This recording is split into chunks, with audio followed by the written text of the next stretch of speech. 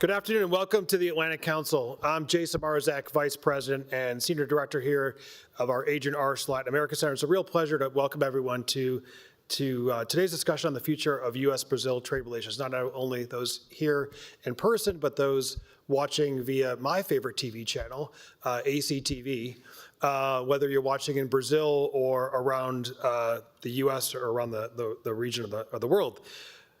We're here today because Brazil and the United States share one of the most important trade and investment relationships in the hemisphere. Last year, our two-way trade surpassed $100 billion. It spans everything from agriculture to energy, manufacturing, finance, and services. Brazil is also a reliable purchaser, importantly, of American products. And the U.S. has historically benefited from a positive trade balance with South America's largest economy. Let me say that again. The importance of the positive trade balance that the U.S. has with Brazil, otherwise known as a trade deficit that Brazil has with the United States. That's why we're having this conversation today. It comes at a critical moment for the bilateral trade relationship, especially with the recent announcement of heightened tariffs. There's a very long history of this partnership, and the depth of the cooperation is going to be key to drive us toward even stronger U.S.-Brazil economic and diplomatic relations. At the same time, as global supply chains are being reconfigured, the U.S. and Brazil have a unique opportunity to find and negotiate a settlement that leverages the deep complementarities between industries to chart an economic future that brings greater opportunities for both countries and to the Western Hemisphere as well. That's why today's conversation is focused on private sector perspectives. And frankly, it mirrors the work of the Adrian Arsh Latin America Center, which is very heavily focused on private sector, whether it's Brazil or other countries around the region. Business leaders are the ones on the ground navigating opportunities, but also navigating challenges. And this brings a forward-looking lens on how to resolve current tensions, expand collaboration, and identify some of those practical steps that are absolutely necessary to unlock growth. We're actually thrilled to be joined today by an outstanding panel of leaders representing both Brazilian and U.S. companies, and to have none other than AmCham Brazil as our partner for this event. And I'm going to go ahead and introduce the speakers. Abrão Neto is the CEO of AmCham Brazil, representing the interests of U.S. companies operating in Brazil and Brazilian companies in the United States.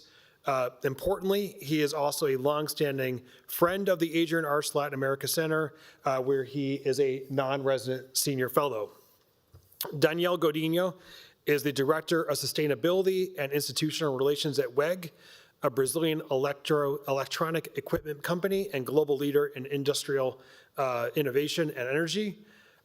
We are also incredibly lucky, Danielle, that you are one of the first non-resident senior fellows at the Adrian Arsh Latin America. Started when we started a decade ago. I think you and I look still about the same. And finally, a longtime friend as well, Sean Sullivan, who's Managing Director and Head of Government Affairs for Latin America and the Caribbean at Citi. Sean brings incredible expertise in Brazil and the more broadly the regional landscape, investment landscape overall. So absolutely thrilled to have Sean and Danielle and Abrão here. They're going to share their insights on how the U.S. and Brazil can strengthen cooperation, build more resilient supply chains, and ensure this bilateral relationship remains a cornerstone of prosperity in the Americas. Before passing on, I'd like to acknowledge one member of the audience, a member of our advisory council for the Adrian Arsh Latin America Center, Anna Heron. Anna, wonderful to have you with us here today.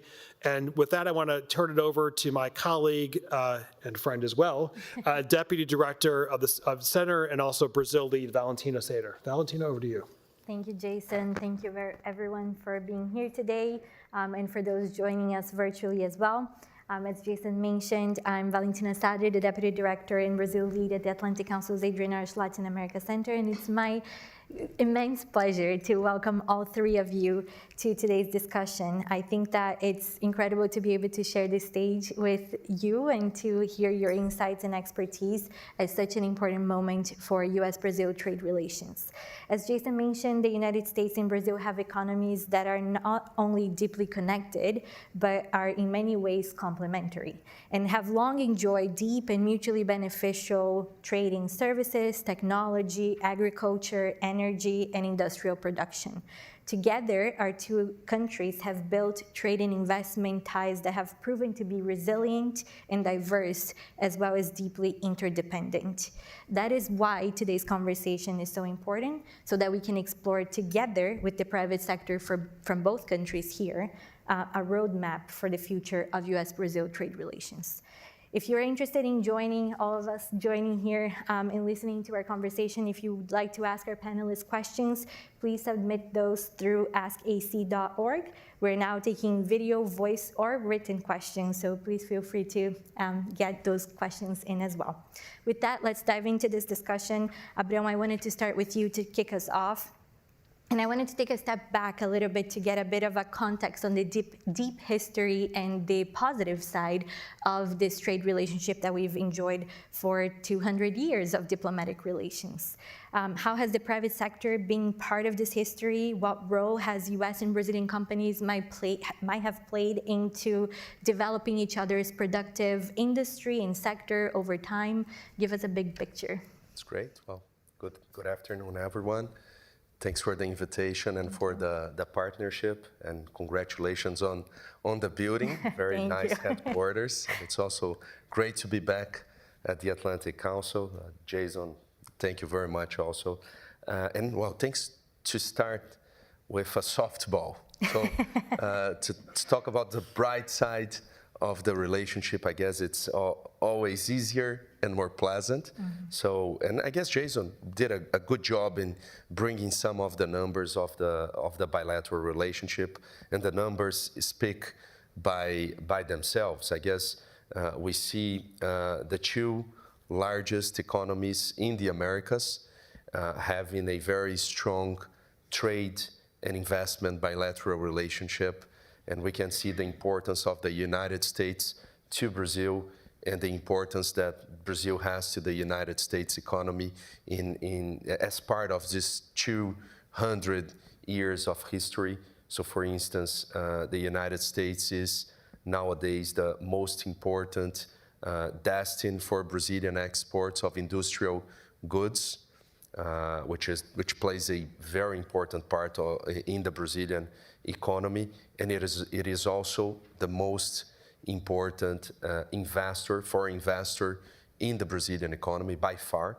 So we have more than $350 billion in stock of FDI of American companies, and it tells how you have American companies operating in Brazil for so long. Well, Citi is a great example, celebrating 110 years of uninterrupted operations in Brazil. We have GM, 100 years this year, and several other companies. In total, we have almost 4,000 American companies operating in Brazil, and as a consequence, they are able to remit tax-free dividends to their companies, to their parents here in the United States. If we look at the past 10 years, we're talking about $54 billion of dividends remitted. So it tells a lot about this complementarity. And there's one number that it's often overlooked, which I guess it's a very important and emblematic example of how the two economies have a high level of integration. So if we look at the intra-company trade between Brazil and the United States, we're talking about 1/3 of our trade in goods. So approximately $33 billion in goods take place every year between affiliates and parent companies between Brazil and the United States. So we're talking about companies that are in Brazil exporting to their parent companies here in the United States and the other way around, which shows a very healthy integration between just these two economies. So this is just a couple of numbers which I guess highlight what is the most important. We have a lot to gain from these two economies being so close together, and of course, and I guess we will get into that. Looking ahead, we have a lot of interest in trying to deepen this relationship. For sure, I started soft, but we'll get to the Be nice, tough be nice. to the tough part of the conversation. But Sean, I wanted to turn to you to build on what Abraham was mentioning about the investment side, and the foreign investment is so large from the U.S. to Brazil. So this is a very important relationship for Brazil and for the U.S. as well in that sense. So from Citi's perspective, what are investors watching most closely right now? And what would strengthen their confidence to expand investments in Brazil even further? Well, it's great to be here. Thank you for the invitation and you. to be with such a great panel. Look, I think investors globally are feeling pressures from many different sides. But despite that, Citi remains cautiously optimistic about Brazil. Before the tariffs, before the sanctions were announced, we were forecasting growth of 2.2%. We're still forecasting growth of 2.2% because the fundamentals of the Brazilian economy are strong. So in that regard, we remain positive. I mean, as Abraham said, Brazil is one of the top recipients of foreign direct investment globally, and especially among emerging markets. And I think despite, kind of some of the challenges that the bilateral relationship is going through right now, I think most American companies, at least, continue to see Brazil as a very important market. As Abraham said, Citi's been there for over 100 years. A lot of American companies have been there for well over a century.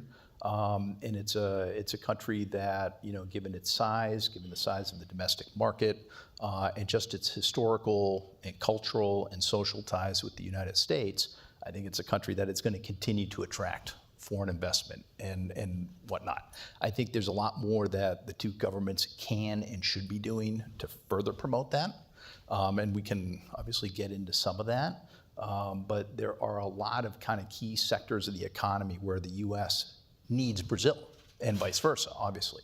And I think once, hopefully we're able to kind of move the relationship forward a little bit, we'll be talking about, those strategic areas that are critical for U.S. supply chains, and really being able to, integrate the Western Hemisphere, which is something I think we all want. I think that, Danielle, taking this segue into the fact that we are talking a bit about the opportunities for Brazil, right, with the U.S. investment, I wanted to turn to you because WEG, the company that you represent, actually is a Brazilian company with a lot of operations in the U.S. and a lot of investments in the U.S. too. So from your vantage point, how have two-way investment flows evolved over recent years, and how have Brazilian companies have been working to integrate more deeply into the U.S. supply chains, particularly in the context of clean energy and industrial innovation that you're mostly related to?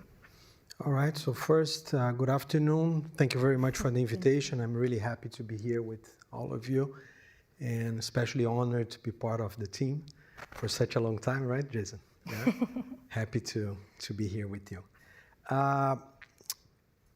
Before I get to explain what WEG in the US, particularly WEG as they call it, does, let me highlight that we're just one example amongst many, many examples of successful bilateral relations, Brazilian companies investing in the US and strengthening the bilateral supply chain, and the contrary as well. American companies investing in Brazil, producing in Brazil, exporting to the whole world.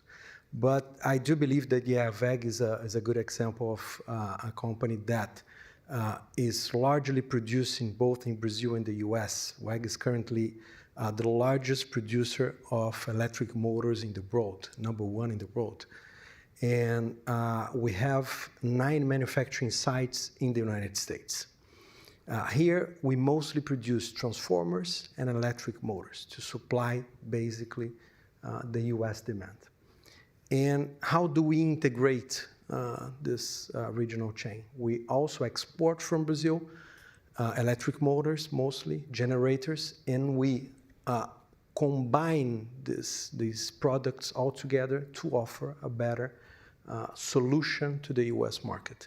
So let's think of transformers, fundamental to the stability of the grid worldwide. We all know that we've been facing a shortage of transformers globally. So this is a fundamental product. We produce them here and we power them. We combine them with exports of electric motors from Brazil. So the combined offer is fundamental for making energy affordable and reliable in this country. So this is a very concrete example on how things work together very well. We also, the electric motors, we produce the basic tool for shop floors all over America, right, all over the world. If you think of a factory, you think of a compressor, a pump, you need an electric motor, therefore you need electric motors. And again, we are in the very basis of industrial competitiveness in this country and globally as well. So, I mean, we need to pay attention to these examples because they show in concrete terms, in very concrete terms, how important the bilateral relation is. I'm seeing here, looking at Tecansi, a great American company with a long-standing presence in Brazil, an important one. We work together there. We export to other countries together. We power air conditioners and amongst other things. So just as I think this is a good way to see things, to highlight concrete examples, and we can do much more. We can do much more, definitely. I think that I started easy with all of you, but I know, and even with this strong track record of a positive partnership, we are following current tensions and uncertainties that could disrupt progress for the bilateral relationship. We've seen the tariffs, we've seen the Section 301 investigation, we are seeing those discussions from the US and Brazil. From AmCham's perspective, Abreu, what are the most immediate opportunities that can help ease these tensions and bring relations back to an equilibrium in which we are looking for cooperation? Well, we're definitely going through a very challenging moment in our bilateral relations. And in our perspective, the key thing now is dialogue. Mm-hmm. We need to see more dialogue going on between the two countries, more room for discussions, for negotiations, and an opportunity to build a common understanding. And I'm very convinced that we have so many economic interests on both sides that were just very briefly mentioned here, that this helps in driving the building of a mutual understanding. But first and foremost, we need to encourage and stimulate dialogue between the two sides to understand precisely what which one wants and what is possible to find as a commitment out of this challenging moment.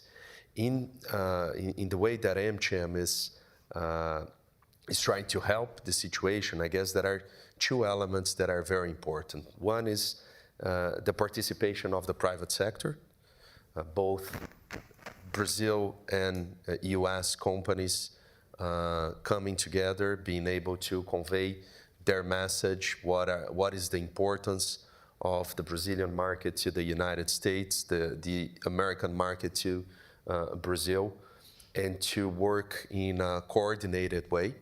So I understand, and it's natural that each company and each sector has its own interests and peculiarities.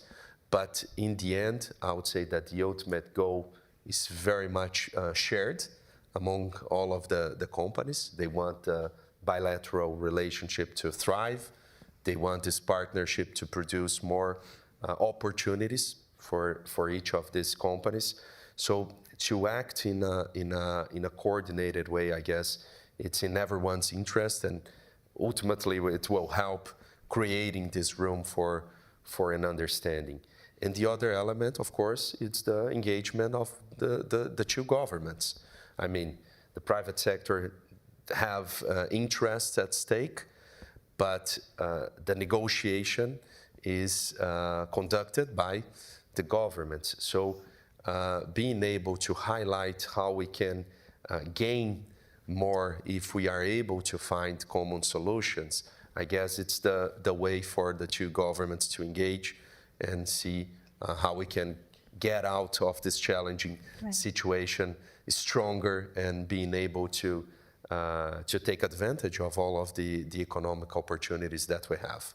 And Abrão, you were in Brazil, you were based in Brazil, but we are here in Washington, D.C. right now.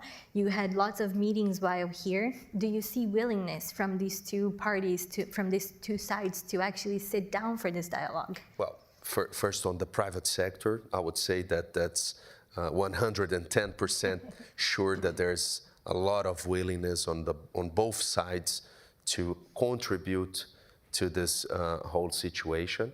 And again, it's there are such powerful economic interests involved that I guess in the end this helps just raising awareness of how it is in everyone's interest. It is in everyone's. It benefits everyone to get a relationship going. On the government side, well, we have been talking a lot to the Brazilian government. We have been talking a lot to the U.S. government, and we find that there is interest in trying to start this dialogue. I guess there's still a lot to cover. Mm-hmm. There's still a negotiation process to really start happening. But once these things start, I would be optimistic or cautiously optimistic that we have room to progress. There is openness, and I think that is a good sign. Danielle, I wanted to turn to you on that same point in thinking about beyond these current tensions and taking advantage of this openness that Abrão was talking about. How do we leverage this moment of potential dialogue and attention on Brazil and U.S.-Brazil trade relations toward more mutually beneficial trade relations for both parties and toward action aimed at greater cooperation and a more robust economic relationship? Valentina, you may remember that some years ago, the Atlantic Council wrote a position paper on the bilateral relations, trying to give some very concrete ideas, pragmatic ones, in order to foster the bilateral relations. I was honored to be part of that work together with Abrão and some other colleagues. And maybe it's time to revisit that one, because good news is that it was well received and seen as a pragmatic piece of work in order to really do whatever was possible to move things forward. Bad news is that not much happened, right? Some ideas there are still quite relevant and possible. And I'll just mention one that I do believe that has a great potential of unleashing new bilateral investments, and definitely the way to go. Forever discussion about a bilateral treaty to avoid double taxation. This is a key issue for companies investing both sides, and I think it's about time for us to talk about this again. From the Brazilian perspective, the Brazilian government perspective, there's been a review on our model again. The timing, I mean, is not the perfect one if you think about what messages the Brazilian government is conveying about this issue. But either way, it's something that we must pursue. I've been talking to many colleagues in the private sector, and we all agree that this could be a winning point and something that would be definitely in the interest of the U.S. government to put on the table and talk. I think that's a very important point, and one that you can all keep in the lookout for a part 2 of that. But I do encourage anyone that haven't seen that report or read it to actually check our website. It's still available, and I think it's still very relevant even for today. It was launched in 2020 in consultation with so many private sector companies that have activities both in the US and Brazil, so I do believe that it's still very much relevant. Sean, on that same vein, what specific signals or policy actions would help create stronger and greater stability and predictability for investors right now? I think the word you just said is the key one, is predictability. Yeah. I think, uncertainty is worse than a bad policy decision. It's not knowing. And I think that, we've seen that reflected amongst our clients and around the world with companies that are holding off possibly on making new investments or on mergers and acquisitions because of all that all the uncertainty that we're seeing. And it's not just tariffs. It's two wars that are going on. It's a lot of geopolitical realignment that's creating a lot of this kind of just geopolitical uncertainty. And I think companies are looking for some guideposts in terms of what comes next. And I think the sooner, hopefully, that the two governments, Brazil and the United States, are able to kind of work through some of these issues that they're dealing with now, I think that will obviously make investors feel more comfortable and move forward with potential investments that they had been thinking about prior. And that's definitely the ideal situation in the ideal world, but what are the missed opportunities if we do not address the situation? I mean, for me, one of the big things, and I was in Brazil a few weeks ago, and I think one of the areas that I was looking at specifically was on critical minerals. And I think that's an example of an area where the interests of the United States and Brazil perfectly align. Brazil, is one of the potential top, sources of critical minerals and rare earths. And I think that's an opportunity for the United States to work with Brazil to figure out how we better insert Brazil into the supply chain, not only in terms of exploration, but also processing. So I think that's one big area that I hope it's not a missed opportunity. I think it's a delayed opportunity. Like many of these things, I think they're just delayed. But for me, that's one area that I think, hopefully the governments can quickly start addressing. We have been getting some questions from the audience, so I will have one go live right now. About in the US, we are focused on job creation right now. How can a reboot in trade relations help to accomplish that?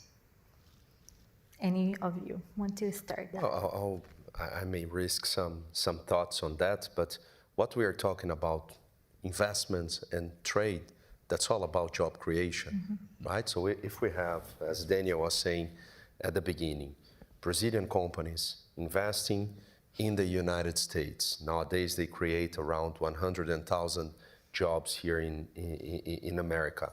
So if they expand their investments, definitely this is job creation at its essence, but also trade. If you have the level of integration that we have, means that when one country is exporting inputs to the other country to add value and then export worldwide or to service the domestic market, we're talking about job creation. So I guess that if we manage to incentivize trade and investment, the outcome will be more jobs, usually good quality jobs that will reinforce the relevance of this bilateral partnership. Do you want to add, Daniel? Just reinforce that trade and investments come together always. In our case, we have more than 2,000 jobs created in this country. We have been investing consistently over the years and increasing the number of jobs. In order to keep doing it, we need the bilateral chain working well, because as I explained before, it's needed for us to offer the products we do offer to this country. And thinking about the future, right? Starting to look ahead now. Abreu, what are areas of mutual interest to further strengthen the business environment and build deeper trust between the private sector of both countries? Well, first thing is, we are now very much focused on the dispute at hand, right? So all the conversation is around tariffs, Section 301, Section 232. So, I mean, and of course, this is comprehensible. But I think that once we find a way out of this conversation, out of the tariff-focused conversation, one might realize that we have so much more to explore. And there are so much mutual interest. Critical minerals, Sean just brought up, that's one very evident interest that we can work together. But if we look at energy from different angles, energy security, I guess nowadays Brazil and the United States already have a very important level of trade on energy, and the trend is to increase, but both can be very important in assuring more reliability on the energy part of the conversation. So for instance, on biofuels, Brazil and the United States are the two largest producers of biofuels. And we have one trade irritant concerning ethanol. But if we look beyond that, if we manage to find a solution to this specific issue, what lies ahead of us is just a huge world market for biofuels that has a huge potential for increasing. So if we talk about sustainable aviation fuel, if there are two countries that have the conditions to be the leaders for that in the world, that's the United States and Brazil. And nowadays we're seeing US technology helping producers in Brazil that are starting to scratch the surface of SAF, and we have a lot to gain working together. Again, if we talk about data centers, right? So Brazil could be a hub for data centers for US tech companies. We have energy, abundance of energy. So that's so much we can work together. Of course, we have to give one step at a time. Yeah. We need to get out of this challenging situation. But perhaps even all of these issues might be the key also for expanding the conversation and perhaps enabling us to find a larger package that would be of interest to both sides and hopefully move on to tap into our potential. So in a way, the opportunities that the potential of the bilateral relationship might be a way forward to moving past the moment of tensions and the current situation in which we find ourselves in. Anything else that Danielle, Sean, you can think of? Sean, you've been having so many conversations with Brazilians visiting, but also Americans. Any action that Brazil could show to actually help move past this current moment of tension?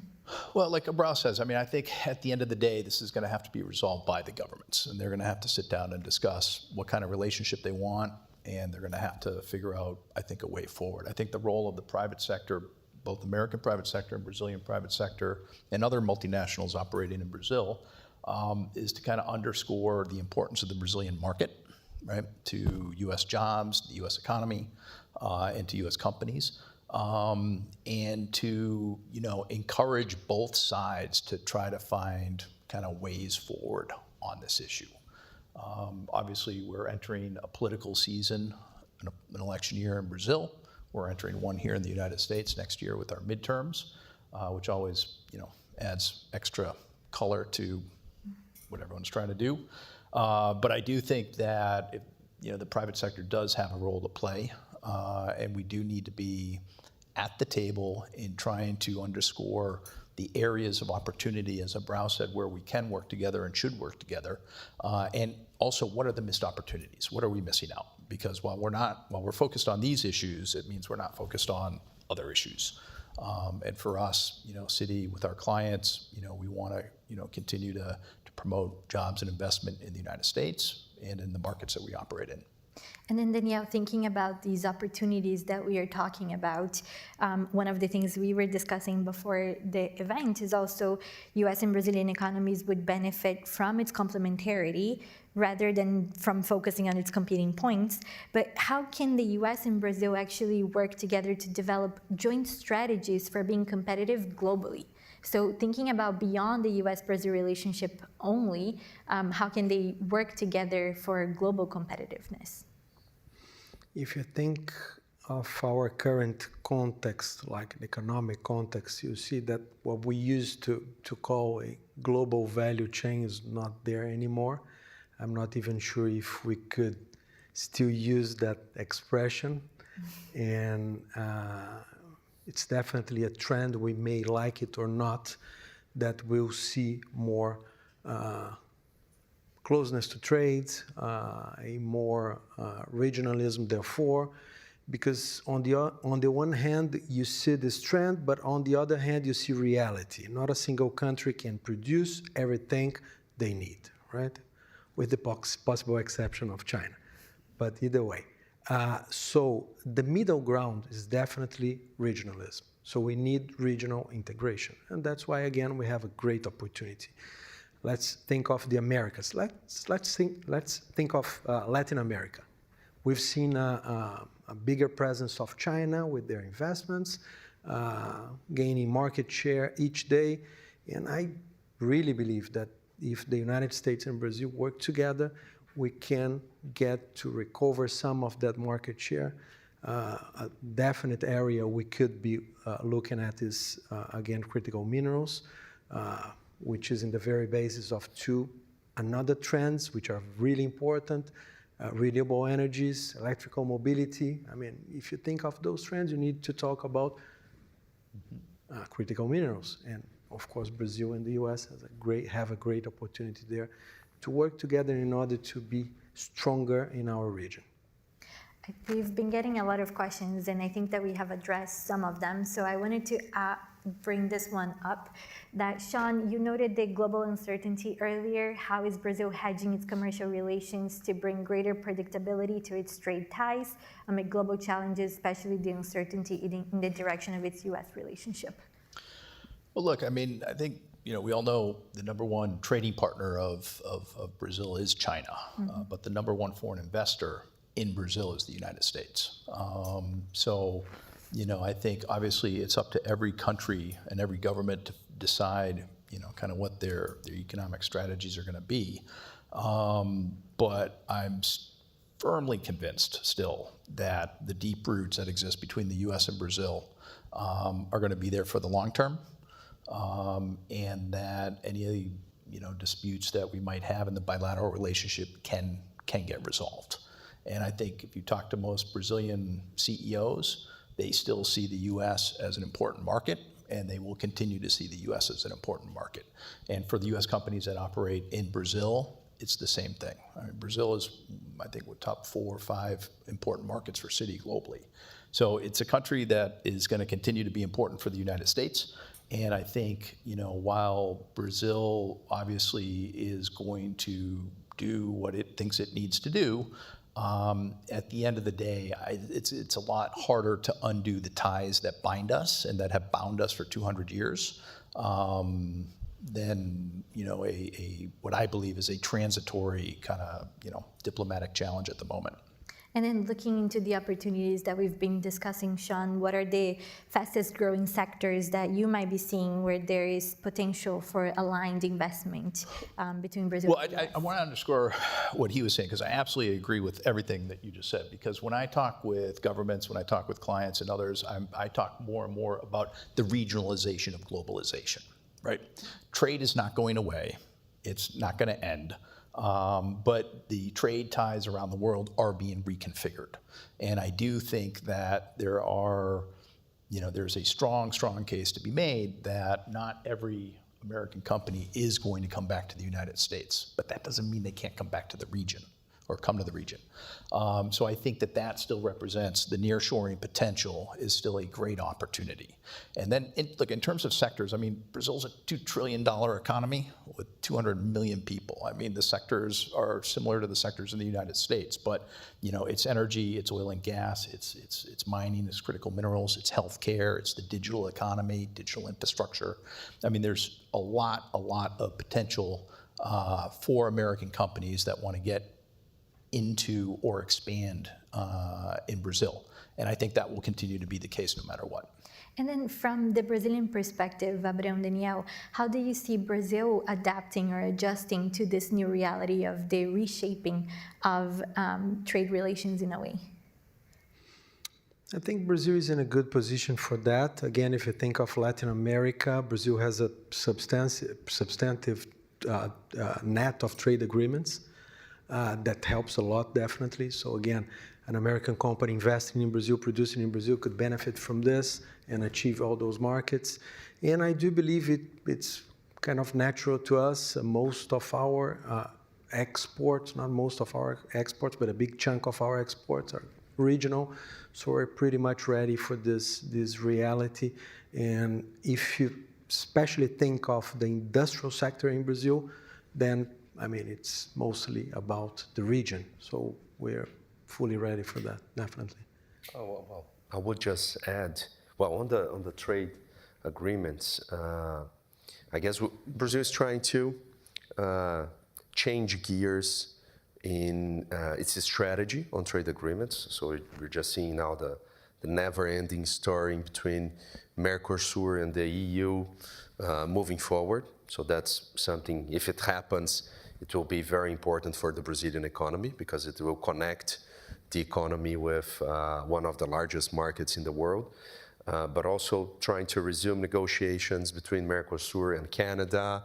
Well, recently there was conversations with Mexico. I'm not sure if they are going to move forward or not, but I guess there's a sense that it's important to put more energy, more focus on trade agreements and on expanding market access for Brazilian exports, and also being able to access more competitive inputs and technology from other markets. But besides that, I guess that part of our strategy to reposition ourselves in this new world has to do also with doing, well, that's not new, but doing our homework in terms of enhancing the business environment in Brazil. We had a very important landmark, which was the approval of the tax reform last year. And we have a lot of other things we need to do, but that's also, I guess, important, making the Brazilian market, which is attractive because it is a huge market, it has a lot of natural resources, there's a lot of positive features, but also if we combine that with a friendlier environment, Brazil will be able to reap a lot of benefits. And unlock a lot of the opportunities that we've been talking about for a long time. I wanted to be mindful of time, and I have one final question that I want each one of you to answer. Just to wrap us up, what would you share with the policymakers, both in the United States and in Brazil, on concrete steps to foster, or what could be the concrete steps to foster stronger, more cooperative, and mutually beneficial economic relationship moving forward? Daniel, maybe we can start with you. I'll do so. Well, look, business always look or should always look in the long term. So that's the first thing we all must remember. If we think in the long run, we will remember that we have a positive bilateral relations regardless of the current moment, regardless of the difficult political situation. So we all must remember this all times. Again, it's up to the governments to negotiate. They are in charge of the process. And it's up to us to show them that we're here to support with our investments and with our commitment to do even more, to invest even more. And as I said, turning to the first point I raised today, there are many examples, so many examples. If you think of Brazil, there's no other country with which we have relations with so many Brazilian companies dependent upon. And I mean, not only dependent upon, but also wanting to grow bigger, you know? So this for us is very important. And it's, again, I do believe in the power of concrete examples and showing them those companies, hundreds of companies, and what we've been doing, I think adds to the process. And let's hope for the best. In the meantime, our commitment, regardless of what happened, remains 100% there. Sean, do you want to go next? Yeah, no, I agree. I think both governments need to kind of, envision kind of what kind of future they want, what kind of bilateral relationship they want, and how is that mutually beneficial to both Americans and Brazilians and the region writ large. I do think that, once we kind of move past this current moment, I do think it's going to open up a lot of opportunities in the bilateral relationship on a lot of these key issues because, the world is changing. It's changing quickly. And I think that the countries in the Western Hemisphere need to better integrate our economies. And I think we need to find more opportunities to create jobs, create investment, and work together on some of these really challenging issues that we're going to be dealing with over the next couple of decades. Abreu. Well, I'll be redundant and repeat what I said at the beginning. I guess dialogue is extremely important. And I remember one of my trips getting back home from DC.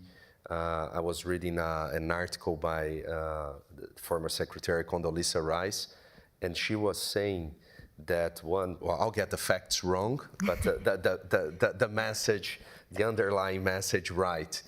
But she was saying that in one of the first crises that she faced between the United States and China, the difficulty that she had was because she didn't have a back channel with the Chinese government. And after 2 or 3 days, she finally tracked her counterpart.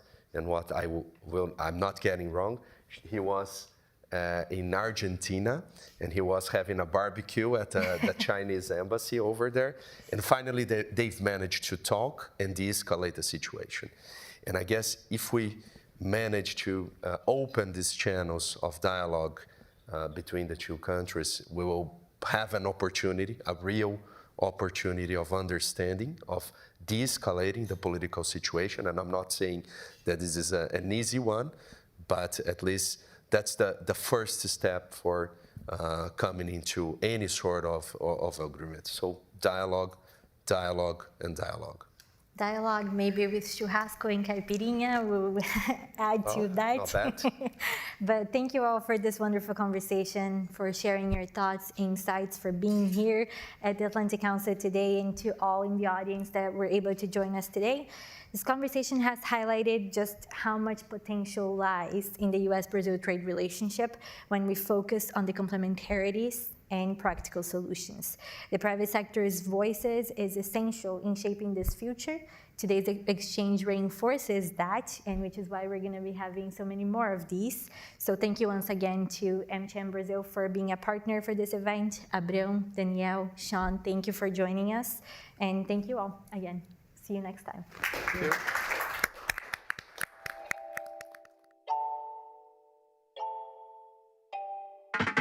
Quiero que aunque norte y sur sean distintos, lleven un mismo latido en el ritmo, como quien comparte el mismo apellido, porque al fin y al cabo somos latinos. Quiero que la unión que logra la fuerza